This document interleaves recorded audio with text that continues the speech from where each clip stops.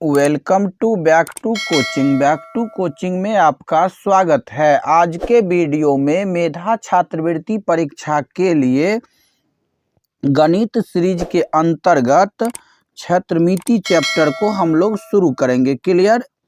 किस चैप्टर को शुरू करेंगे? तो क्षेत्रमिति। और अगर उपहार गाइड उलटिएगा तो क्षेत्रमिति आपको चैप्टर नंबर 11 मिलेगा। क्लियर? इससे पहले हम लोग गणित में चैप्टर 1 से लेकर के चैप्टर 9 तक डिस्कस किए थे। क्लियर? चैप्टर 10 जो दिया गया है वो लघु गणक का है। किसका है? तो लघु गणक, जिसको हम लोग शॉर्ट में लॉग बोलते हैं। क्या बोलते हैं? लॉग। और ये चैप्टर जो है 8वीं क्लास में नहीं है, फिर भी कभी कभी एग्जाम में देखा गया है यहाँ से एक क्वेश्चन पूछ लिया जाता है। प्रत्येक साल नहीं पूछा जाता है, इसीलिए अभी हम इस चैप्टर को छोड़ रहे हैं। इस चैप्टर को हम लोग लास्ट में पढ़ेंगे। क्लियर? क्षेत्रमिति बहुत महत्वपूर्ण है क्योंकि यहाँ से प्रत्येक साल क्वेश्चन पूछा जाता है, तो इसीलिए अभी हम लोग चैप्टर 11 क्षेत्रमिति को शुरू कर रहे हैं। तो सबसे पहले क्षेत्रमिति से संबंधित जो सूत्र है उसको हम लोग देख लेते हैं, उसके बाद हम लोग चैप्टर पढ़ेंगे। क्लियर? तो क्षेत्रमिति में हम लोग सबसे पहले आयत से संबंधित जो सूत्र है उसको देख लेते हैं। आयत। क्लियर? देखिए ये एक आयत है। आयत में क्या क्या होगा? तो भुजा अगर पूछा जाए तो आयत में भुजा की संख्या हो जाएगा 4। अगर कोण का संख्या पूछा जाए तो कोण भी कितना हो जाएगा? 4। आयत में 4 भुजा होगा और 4 कोण होगा। चारों कोण आपस में बराबर होगा, यानी कि 90 डिग्री 90 डिग्री 90 डिग्री 90 डिग्री होगा। क्लियर? ये भी 90 डिग्री, ये भी 90 डिग्री, ये भी 90 डिग्री और ये भी 90 डिग्री। उसके बाद भुजा जो होगा वो आमने सामने के भुजा बराबर होगा। आमने सामने का मतलब ई वाला भुजा इस भुजा से, यहाँ पर हम कर देते हैं इसका नाम ए बी सी और डी। तो इसमें ए बी भुजा जो होगा वो सी डी भुजा के बराबर होगा और ए डी भुजा जो होगा वो बीसी भुजा के बराबर होगा। इसी को हम लोग बोलते हैं आमने सामने की भुजा। तो आयत में क्या क्या होगा? तो आयत में हो जाएगा प्रत्येक को 90 डिग्री, आमने सामने के भुजा हो जाएगा बराबर। क्लियर?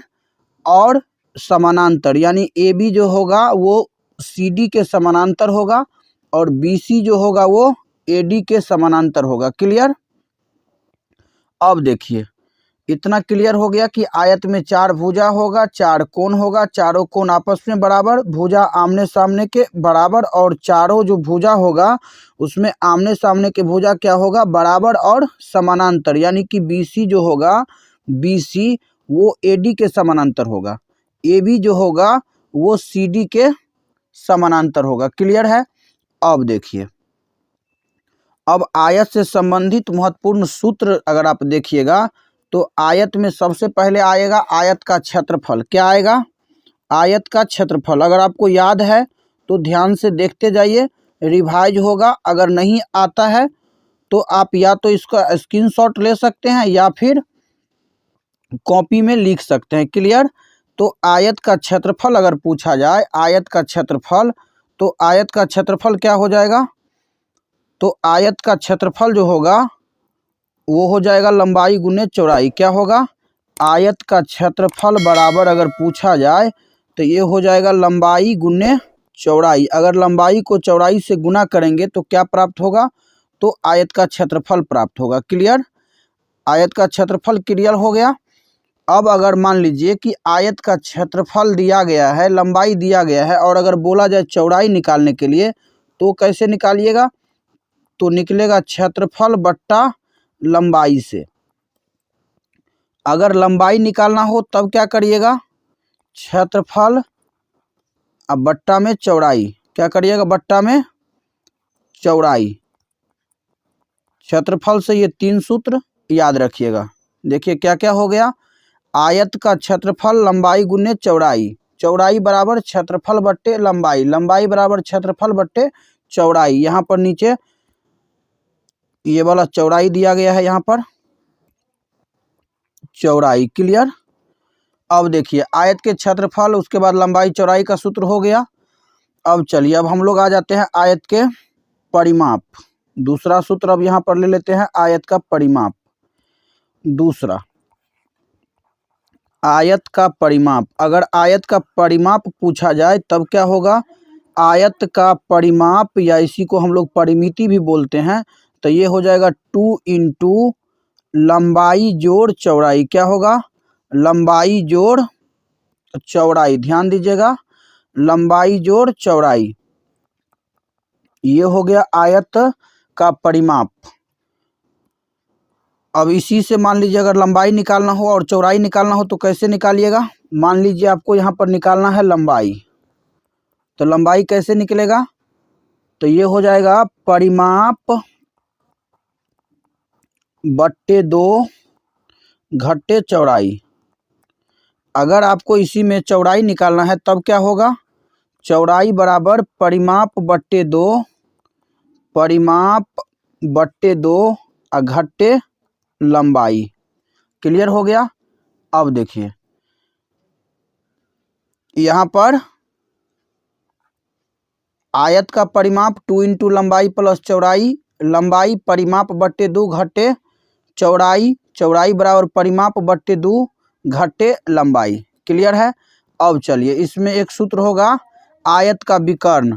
अगर आयत का विकर्ण पूछा जाए तो चलिए अब यहाँ पर हम लोग आयत का विकर्ण देख लेते हैं। आयत का विकर्ण, आयत का विकर्ण बराबर क्या होगा, यहाँ पर पूरा पूरा लिख देते हैं विकर्ण। आयत का विकर्ण बराबर रूट अंडर क्या होगा, रूट अंडर लंबाई स्क्वायर और जोड़ चौड़ाई स्क्वायर। आयत में अगर विकर्ण पूछा जाए तो लंबाई का स्क्वायर जोड़ चौड़ाई का स्क्वायर। इसी में अगर आपको लंबाई पूछा जाए तब क्या हो जाएगा, रूट अंडर विकर्ण का स्क्वायर, विकर्ण का स्क्वायर और घट्टे में चौड़ाई का स्क्वायर। ध्यान से देखिएगा।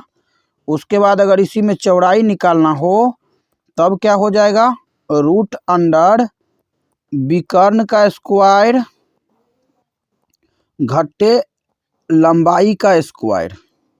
क्लियर है यहाँ तक। अब देखिए ये हो गया तीसरा फार्मूला।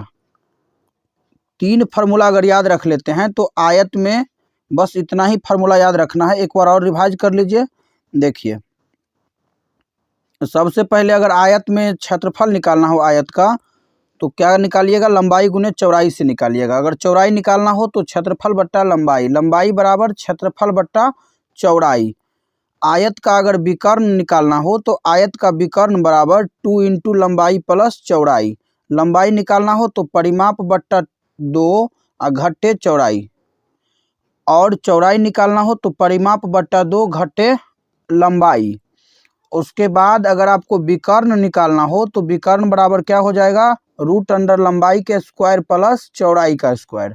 अगर लंबाई निकालना हो तो रूट अंडर विकर्ण का स्क्वायर घट्टे चौड़ाई का स्क्वायर। अगर चौड़ाई निकालना हो तो रूट अंडर विकर्ण का स्क्वायर घट्टे लंबाई का स्क्वायर। इतना ही फार्मूला आपको आयत में याद रखना। अगर आप चाहते हैं तो इसका स्क्रीनशॉट भी ले सकते हैं। पहले इतना का ले लीजिए, पहला फार्मूला ले लिए।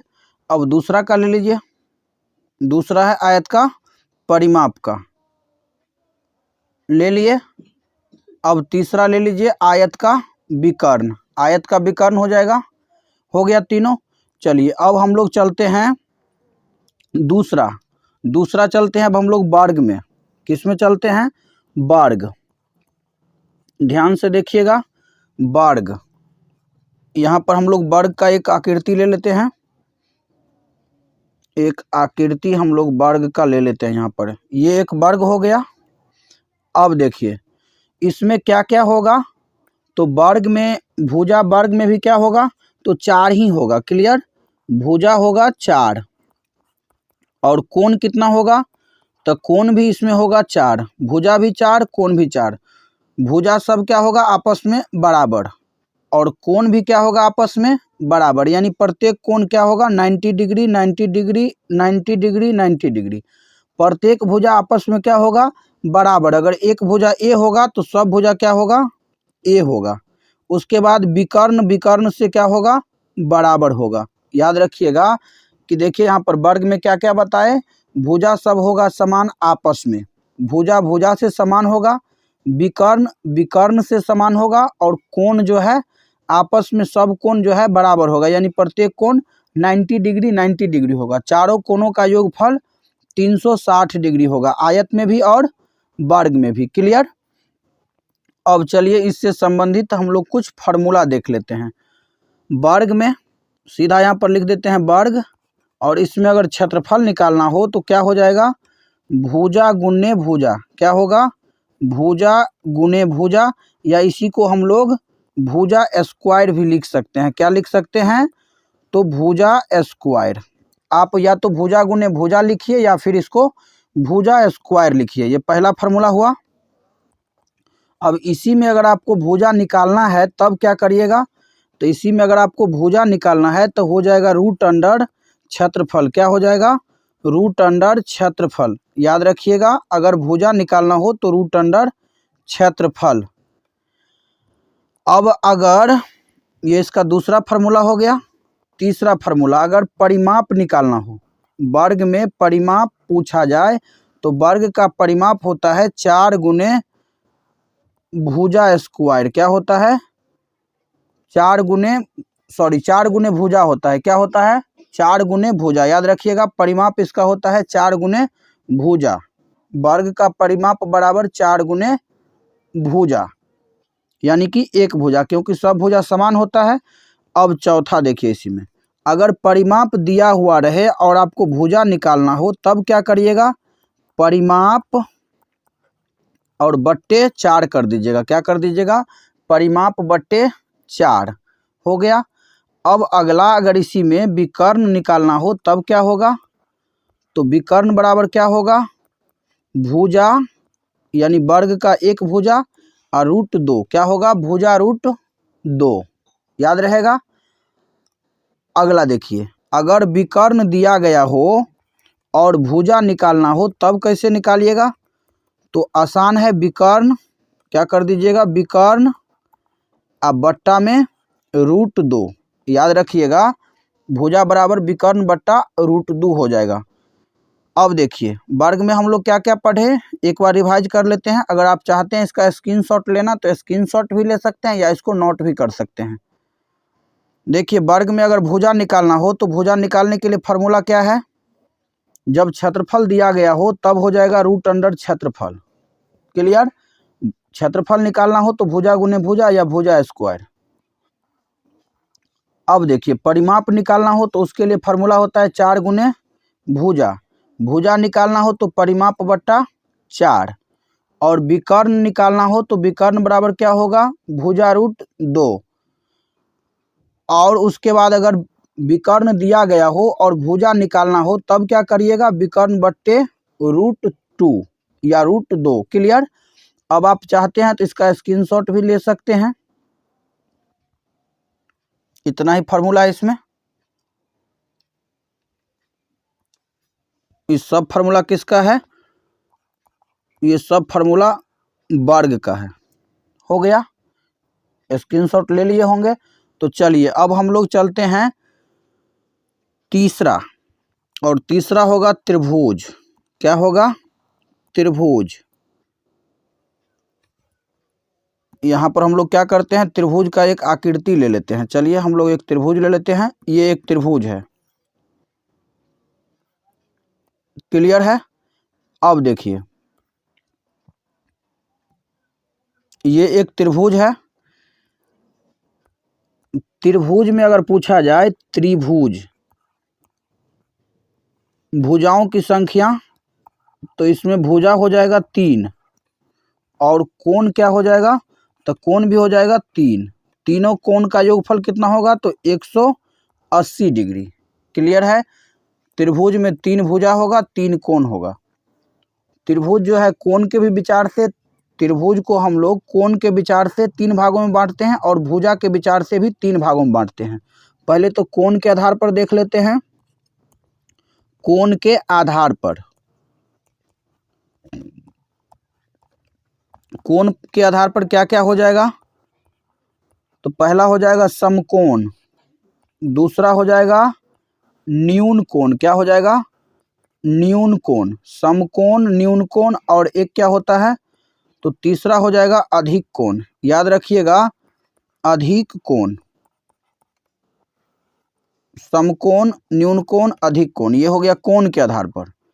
अगर पूछा जाए भुजा के आधार पर, तो भुजा के आधार पर क्या हो जाएगा, भुजा के आधार पर, तो भुजा के आधार पर हो जाएगा समबाहु। क्या होगा, समबाहु।